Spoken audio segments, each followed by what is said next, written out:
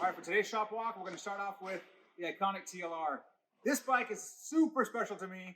I had a couple of them when I was growing up. I actually had a lot of them growing up, and that's pretty bad wrecks, but we don't need to talk about that. I used to hang out at Bert's Motorcycle Mall, and they had the Yosh bike, the Crevier bike, sitting on display in the parts room, to the point where the guy behind the parts thing goes, "Hey man, you gonna buy some parts or what?" So I buy like the cheapest thing that I can afford, which is, you know, stupid little hoses for dirt bikes, which I didn't even have a dirt bike at the time. But just to sit there and look at the bike and kind of pick out all the little things I'd buy if I could. Anyway, now I'm going to take that opportunity. Since I'm older, I can afford it. I'm going to build myself my own version of it. Haney Designs handled the paint for me. I wanted a Yosh tribute bike, much like what I said Steve Crevier kind of rode. We went ahead and painted all the graphics in. You got that bright orange that you would normally see in a TLR. This tank is actually a 7-motor carbon tank. My friend over at Tesla cleaned out the inside. Jay's one of my closest buddies. Cleaned out the inside. The carbon was kind of rough, but Craig over at Haney made it seem like simple work to make it look beautiful again. The tail section, nice black, white, simple, little blue. I'll probably put the 14 on it because, again, I kind of tribute to the bike. Moving on to this side, here's the belly pan. I'm like a little kid with this stuff. I know. The belly pan's the best part. Isn't it sick? That looks so good. So sick. The only downside about this bike is it's so pretty that I feel like I'm going to have a hard time being aggressive at the track. But you know what? You can always fix it if something happens. These are the air ducts. They're going to stick right out. Actually, you know what? Here, wait a minute. Just for pictures and visuals. Oh, I can't put them in, but they're going to stick out like that. This fender, it doesn't, the camera's not going to give justice to it, but it is incredible. It's something you see. When the light hits it, it's so good. Oh, it's incredible. It's like candy almost. All right, moving on. I mentioned that SB3 yesterday. We did the test ride. It's done. So it's going to go on the auction site pretty cool soon. This Aprilia Nera just came in. I just did a post on that a little while ago on Instagram. We can talk about that another time. Back to the TLR, though. Before we do the shop walk, I want to tell you the other part of the project. This is the frame. So I bought this from a guy. They were spares from the Yosh project. So it did actually come from them at some point. It has the proper brakes, like these really beautiful classic Brembos, you know, the full floater rotors. The wheels, typically you have a magnesium wheel with a 16.5-inch tires, but I wanted 17, so I just went ahead and did carbon fiber Dymags. Playing with the idea of doing those in white, and then maybe have iconic carbon showing through it. We'll see. I'll figure that out. These obviously we would replace with the painted ones. They're just here for that. Some more special parts about the frame is you can see some of the quick releases for the fairings. The battery box is just sitting funny, but whatever. And this swing arm, it's actually internally braced. So typically a TLR brace swing arm has this really large brace on it. The Yosh bikes were internally braced. So so inside here is this kind of a web type, I guess bracing, if you will. And attack rear sets, all that sort of thing. Anyway, so let's go do the shop walk. It is Saturday, and it's getting kind of late in the day, right, Avi? That's right. This part of the video will be brought to you by Coors Light. You want one? Sure, what the hell? The shop walk. This is the motor that's going in the TLR. I featured this a while ago when we first talked about building it. It's a very special engine.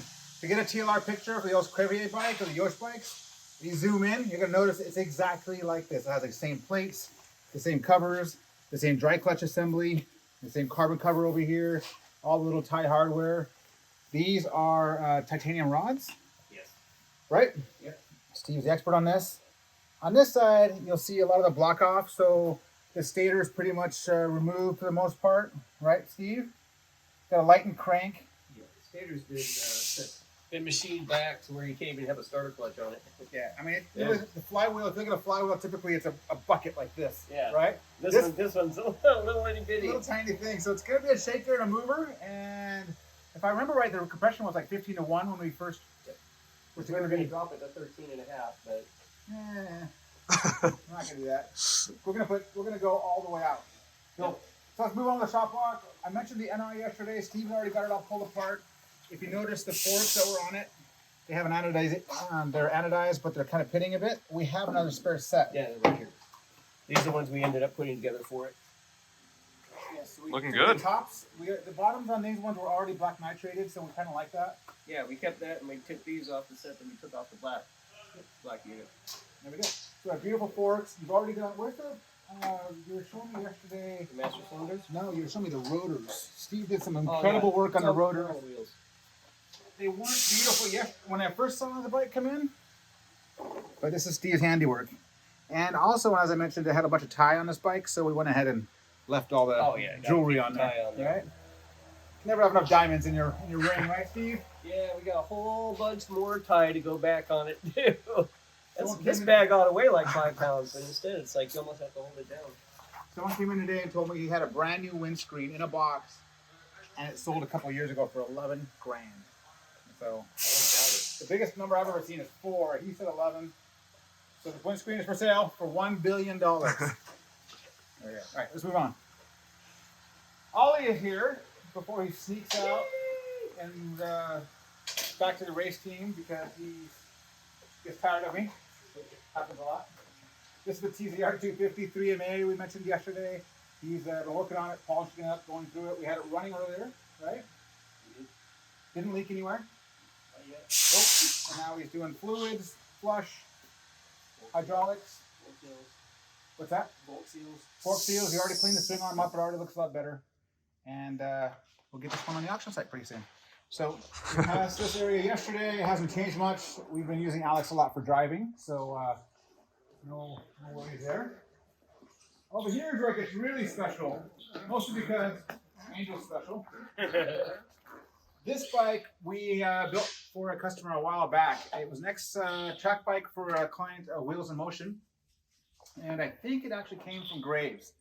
And so we went ahead and put whatever we could get by with for headlights. They're not much, but they work. Can I turn the light? Yeah. Actually, I think the battery's still not connected, is it? That's not really connected. Anyway, so we're cleaning this one up, getting ready for the auction. Beautiful bike. It's a really cool livery. Has their carbon fiber wheels, Olin suspension, attack, adjustable rear sets. It's just pretty much loaded with all the cool parts. Brembo radio, I think on that side, if I remember it. Yep.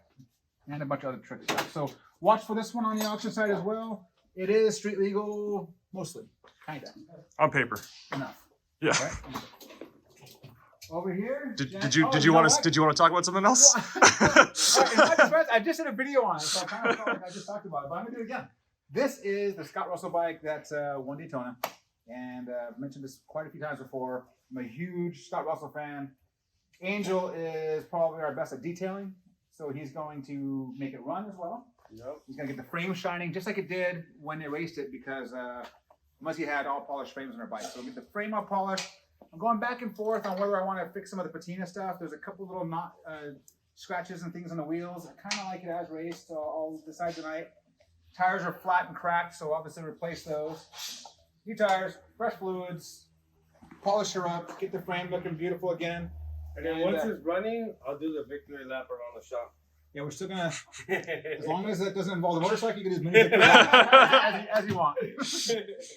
And over here, Daniel is working on a customer's Triumph 900. What is this? S Daytona? Yeah, Daytona 900. So we're doing, what are we doing? Fork seals. We did fork seals, we did oil, hydraulics, Okay. Basically, recommission, make runs, tires, get ready to ride. brakes.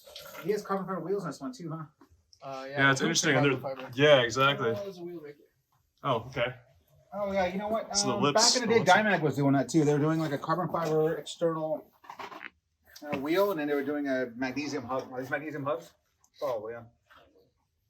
Anyway, so we're doing that service fork for a client. We mentioned yesterday the 916 SPS that is on another lift. Waiting for a few parts on this one. She's been a bit of a bugger as far as doesn't want to idle very well, does she? We'll get it figured out. Anyway, that's it for the shop walk today. Thank you so much. Back to work and my beer.